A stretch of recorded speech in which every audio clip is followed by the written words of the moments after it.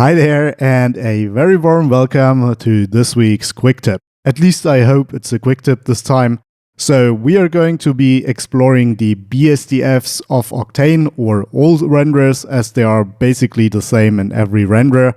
So prepare your coffee, as this is going to be a chart galore. Without wasting any more time, let's get started. To get started, let's answer the question what a BxDF is in a very basic way. So basically, a BxDF is everything connected to materials in your 3D scene. Let's step it up a notch with a bit more sophisticated answer. So a BxDF is an algorithm that is specialized in producing realistic surfaces and tries to remodel a wide variety of physical materials by giving the user inputs so he can manipulate predefined parameters, which in turn the algorithm then uses to output the ray directions and energy strength of those.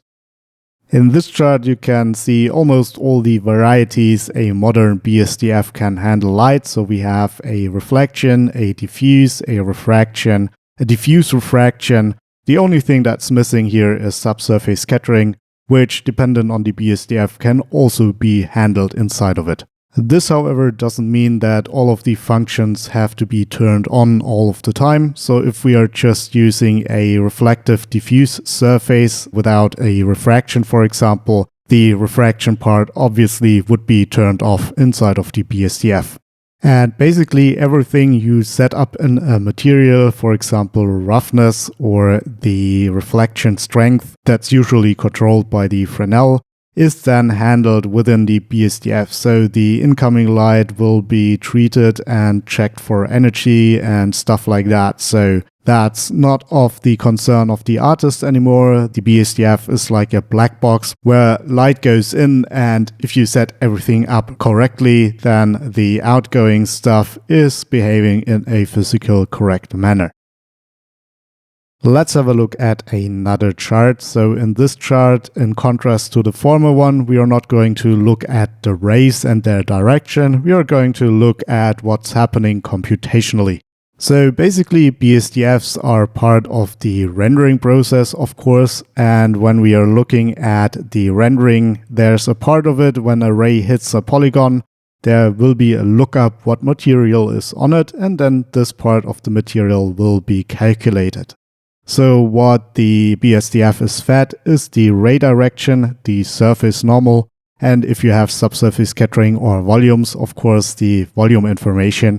And then it depends on what you have set in the material. The right energy distribution for all of the different rays is computed, and then the renderer is fed the computed information to carry on and go ahead with the next calculation step. As you are looking at this chart, you might be a bit confused about the different ways to write BxDFs. So there's BRDF, BTDF, PSSDF, and so on.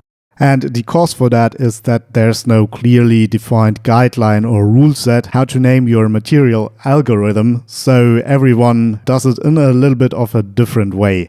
So basically it's all bidirectional something distribution function. As you can see here in the Wikipedia article, there's a lot of different naming schemes, and basically the developer finds the one that is most suitable for his cause. And this is also the reason why I called this BxDF, because it can be interchanged with all of the different versions here. Though I have warned you this is going to be very theoretical, I promise you there is a real-world benefit in the end. So if you're working with any modern render engine, you might have noticed in the materials section when you work with materials there is a BDF model to choose from. So in Octane, for example, you have those 6 models here.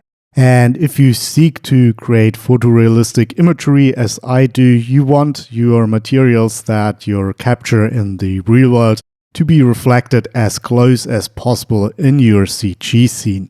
So if you know what model to choose for the material you're trying to recreate, that's a huge benefit in getting a most realistic result later on in the rendering. So let's carry on with chart time. If you're looking at different BxDF models, their most prominent distinguishing factor is their modeling of their microfacet surface. To know what a microfacet surface is, we are going to start by looking at a mirror-like surface, where the incoming angle of the light equals the outgoing angle. So we don't have any differentiation between the angles here, and this makes up for a mirror-like surface. Now, a BxDF does more calculations than just the angle. It also manages the energy. So for example, if the reflection isn't as strong, it takes away energy from the incoming light. Or what always is the case if you're modeling realistic materials, there is a Fresnel factor involved, where dependent on the incoming angle, the outgoing angle's energy is affected. And though Fresnel is very closely related to BxDFs, this is best explored in a separate video, as this topic is very vast and I don't want to stretch your attention span too long. So if you want a dedicated Fresnel video, let me know in the comments below. Now on with the topic of BxDFs. So again, what are microfaceted models? As you, I'm sure, very well aware of, not all surfaces are mirror-like, so we have sometimes surfaces that are a little bit rougher. And surfaces, dependent on their treatment, have different surface structures, of course. Next, I would recommend you to take a sip of coffee, as the following sentences are rather important. So, as I just said, every real-world material has a different surface structure. So the best way to port that to your renderer would be to scan the material, probably in a laborious process. This would make sure to get the same light distribution of your reflected rays than the real material exhibits. Of course, this is very time-consuming and probably very expensive. And also, not every renderer is capable of reading in measured, scanned material data. And this is exactly where BxDFs come in, as the algorithm within those trying to give you a wide variety of different surface structures, while at the same time trying to be most accurate to a real-world measured material of those settings. So in the end, this allows you to create a wide variety and plethora of materials with just one BxDF model. Okay, the next step is probably going a little bit more nerdy. Please feel free to drink coffee when needed. So what we see here is that we have a real-world surface with a structure on it, and the structure is actually causing the reflected rays to disperse. What's really important to note is that a real-world material does not have a roughness. A real-world material has structure in the atomic level, and this gives the rays their different directions. And if it's really polished, they just reflect in the same ray, and then you have a mirror-like surface. So what we can do here is take the origin of all of those reflections and bundle it in one point. And what this gives you is basically a ray distribution diagram. So we can see that most of those rays are shot in the mirror-like direction, but there's also other rays that are vastly diverging from that. Now, those are only a couple of rays, but if you do this same thing for a wide variety of rays, you would see the probability of the distribution of the rays. And this is exactly what an algorithm in a BxDF tries to accomplish. So if we're going to the next slide, what you can see is a distribution model of a reflection.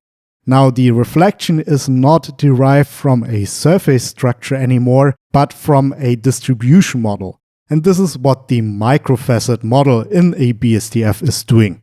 So in other words, what we are doing is we are looking at an area of a real-world model, see how light rays are behaving on that, and then we are trying to distill that down in a distribution pattern and trying to figure out a formula that matches those distributions best. And those distribution patterns are part of the BxDF. So one distribution pattern could look like this, and another distribution pattern for reflections could look like this. So you have different distribution patterns per BxDF model. If you ever researched BxDFs or typed it into Google image search, the chances are high you came across one of those diagrams here. This is one of the usual ways to show a reflection distribution. But the best way to show you what you're looking at here is actually the old Cinema 4D material. So let's go over there. So it's still in Cinema 4D and I use it very rarely. But you can see that in the material, in the reflection channel, there is actually the specular Blinn model here. And you can see there's a representation that is very similar to our curve we just looked at. And this is basically the shape of the highlight, which is the energy. So this is the y-axis and the x-axis is the distribution. So if I make the distribution smaller, you can see our highlight gets smaller, or in terms of modern materials, less rough. And then you have the specular strength, and this is the height or the energy. So if I limit the specular strength, you can see the highlight gets weaker. And last but not least, you also have a fall off, and this controls the curve here. So you can have an emphasis to the center or an emphasis to the overall end of the reflection here. And basically this gives you a very good understanding of what those diagrams show. So let's go back to the chart. If you're watching this channel for a longer time, the chances are high that you at some point heard me say that I'm a fan of the GGX BxDF model, and basically that all of my materials I use are GGX. So let's have a look what GGX does different in the comparison to Beckmann, which we have here right now. So if you look at the Beckmann model, you can see that the reflections end at some point. And with the GGX model, and let's switch that to there, you can see we have a longer tail. Now the end portion here where the reflection is getting thin and long is called tail. Now, why is this important? And the best way to show this is with a real-world example again. So one time I was sitting in a hotel room practicing my presentation for some event, and then my gaze wandered off to this sync train, and I saw this pattern of basically the GGX. So if we take this highlight here from one of the lights above, you can see we have a very strong direct reflection, and then we have a very long tail for that reflection here. And basically the surface structure makes that tail happen. So those small little scratches in the metal surface are responsible for the tail. So even back here, there every once in a while are scratches where the light is still reflected back to the camera. And this is basically the behavior that GGX tries to remodel and does a really good job at it. Now you might say, why don't we just use a scratch map in our material if you want to recreate this look most reliably and most photorealistically? And first of all, I would have to say correct, this would be the most realistic way, but then I would have to say it's also very computational expensive. So let me present to you the corridor floor of our office building. And you can see that in this case we don't see the small scratches or surface imperfections anymore, but only see the overall effect of them. And this is essentially what we saw in the metal of the train right before that. So here you have a very strong direct reflection of a window up here, and then we have a long tail. And with the risk of making you walk through the world a little bit differently and looking at stuff a little bit differently, I challenge you to look at reflections of objects in the real world and see how the roughness fall-off behaves. And you will see more often than not that the roughness fall-off has a GGX-like pattern. So let me wake you up a little bit by playing around with those settings finally that we learned about before. Now, first of all, it's good to understand the relationship between roughness and the BxDF model. So when the roughness is 0, it doesn't matter what BxDF or BRDF, what it's called here, I am choosing, the outcome is the same. This is because the reflection is very mirror-like, and with mirror-like reflections there's no room for interpretations where the ray is going. It's clearly defined. Next thing I want to point out is that the Octane BxDF behaves a little bit different than any other of those BxDFs. So what I want to do is go to light 3, so we only see the highlight here, and then go to the roughness and set it to 0.25. And this gives us a rough spot here, and this is the Octane BxDF. Now if I turn that to any other BxDF, for example Beckmann, you can see the highlight is a lot less rough here and a lot more mirror-like, and this goes for all the other BxDFs. So if we go with GGX, for example, yes, you get a little bit of a longer tail as we established before, but the reflection roughness overall is the same as with the Beckmann or the Ward. It doesn't matter. So yeah. There are two more points where the Octane BxDF behaves differently. To show you that, one of them is if we get full throttle with our roughness. Normally a roughness of 1 means a diffuse representation of the material, but you can clearly see that there's a highlight here in the object as well as in the material preview. And this comes from the cutoff range of the Octane BxDF. So if I go to any other BxDF, again, let's choose the GGX one. You can see now we have a diffuse representation on our object as well as the material ball. And this is what we would expect from our roughness at 1. Let's set the roughness back to 0.25 here and go with the anisotropy. And this is another thing where the Octane material or the Octane BxDF lacks. So if we go and set a value here, you can see now the highlight is stretching. By the way, I have a different tutorial on the anisotropy. If you want to learn more, there is an info box popping up at the top right corner of the video. So if I reset this to the Octane BxDF, you can see now the anisotropy is gone, and this is because the Octane BxDF doesn't support anisotropy. Now I wonder why the Octane BxDF is still the standard in Octane. Despite its name, it's very old school and does a couple of things that are vastly different to all other render engines.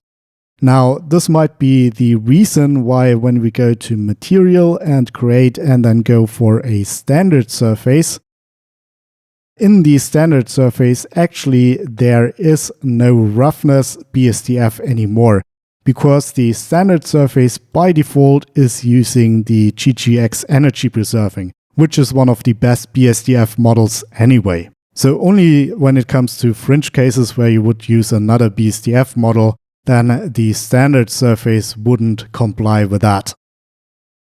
What are the fringe cases, you might ask? So let me show it to you by going back to the Octane glossy material, going back to the anisotropy and set it to 0, and actually make the Octane glossy a specular material. Make sure that the transmission is set to 1. Yes, it is.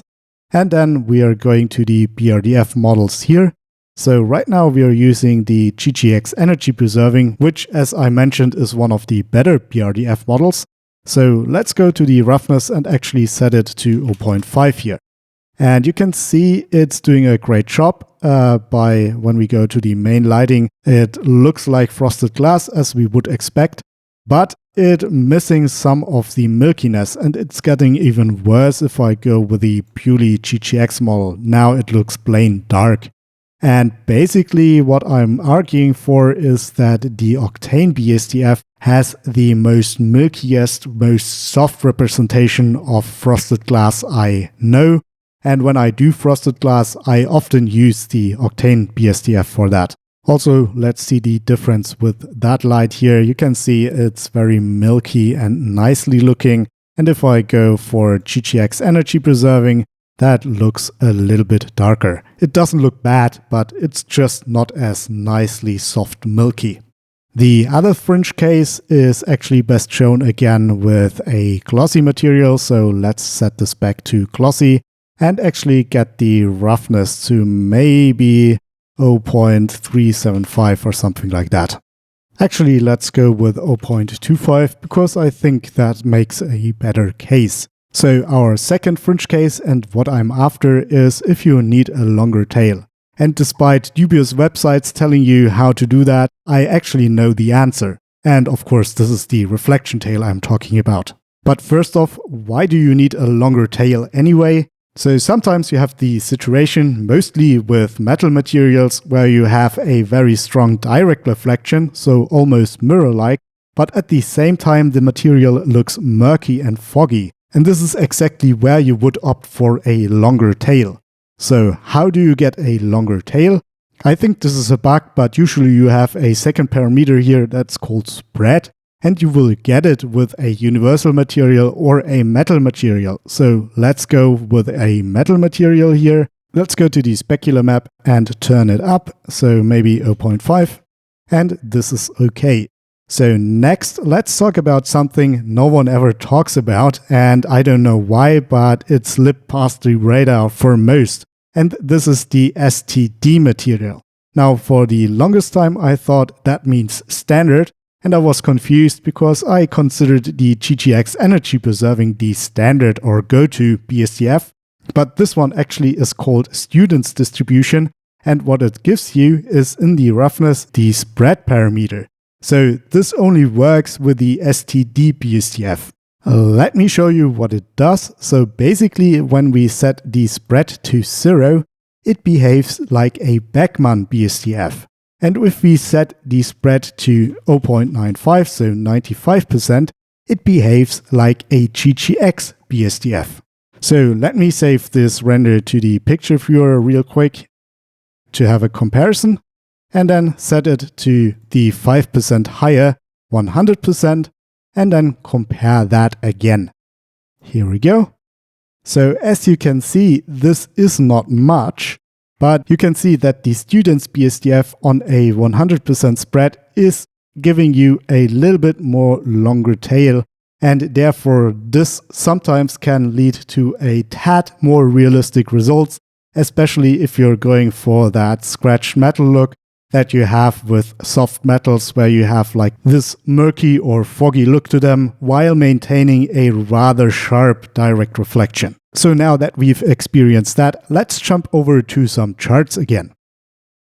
So now that you have the experience how stuff is looking in the rendering and what the differences are, let's look at the distribution curves here again.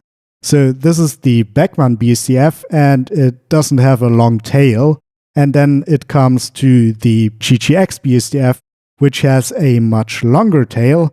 And then we have the student's distribution, which has a little bit more of a tail even than the GGX. In the paper of the student's distribution, there's even a proposal to go above 1 and make the tail even longer. And while I like that to have a bit more control even than what it's possible right now, this is prohibited by the shader as it's built in. Last but not least, all of those 3 different distributions on top of each other, so you get a feeling of where they are in the space. So the student's distribution is very, very similar to GGX at the spread of 1. So let's have a look at how the distribution looks. So with a weight of 0, you have basically the same distribution as Beckmann as we established before. And when you go to 0.95, you have the same distribution as GGX. And when you go to 1, you get the extra little bit of tail that you might be after. As we're nearing the end of the video, it's best to look back and sum everything up. So what do I recommend? Actually, I recommend using the energy preserving GGX most of the time. If you want to be a little bit more nuanced, I would suggest using the normal GGX until you go over roughness levels of 0.5. Before that, there's not a lot of difference between both of those. And as I understand it, the normal GGX has a little bit less of a compute hit. It's not much, but you can save a little bit. The only 2 fringe cases I have is what I shown. If you have a frosted glass that should be, for the lack of better words, more fluffy and more vibrant, then I use the Octane BxDF instead of the GGX. And when I have materials that require a little bit of a longer tail, I use the student's distribution with a spread set to 1. Fingers crossed this video gets its audience and a lot of views, because there is always this tendency when I go into theory that the views plummet a little bit.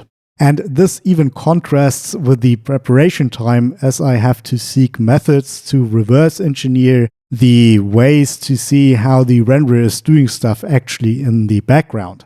As you can see at the B-roll in the background, I rendered out highlights and then used DaVinci to get the graph mapped out for the reflection distribution. All in order to show you the graph with those distributions in there so you can learn a little bit about what the different BxDFs are doing. If you want to support me other than watching this video, you can do so by becoming a Patreon. While those videos will stay free forever or as long as YouTube exists, you will gain access to all the scene files I use making this tutorial. In this case, the material ball scene. Right now you will also find the canal box room scene as well as the LED matrix scene in there. So if you want to support me and want to get a little bit of an extra play with my stuff, including all the materials and the nice things inside of my scenes, I invite you to go over there and at least check it out. The link is down in the description below. Speaking of my Patreons, I thank those who already became a Patreon, and with the €15 tier and up, you get a special announcement. So my deepest thanks and gratitude goes out to Shamus Johnson, Marty Kane, Laon, Raough, Yasin Rupp, Zine CGI, Leon Studio TV, and Render King aka Alessandro Bonicchio. Hopefully I didn't butcher any name. If I did so, please write me a message on Patreon and correct me. Thank you. If you want to gain more in-depth knowledge, don't forget I also give talks, trainings and seminars on Cinema 4D and Octane topics like modeling, texturing, shading, lighting, rendering and compositing. If you are interested, please don't hesitate to reach out. If you're still there, thank you very much for staying with me that long, and I say have an amazing time and happy distributing. Bye.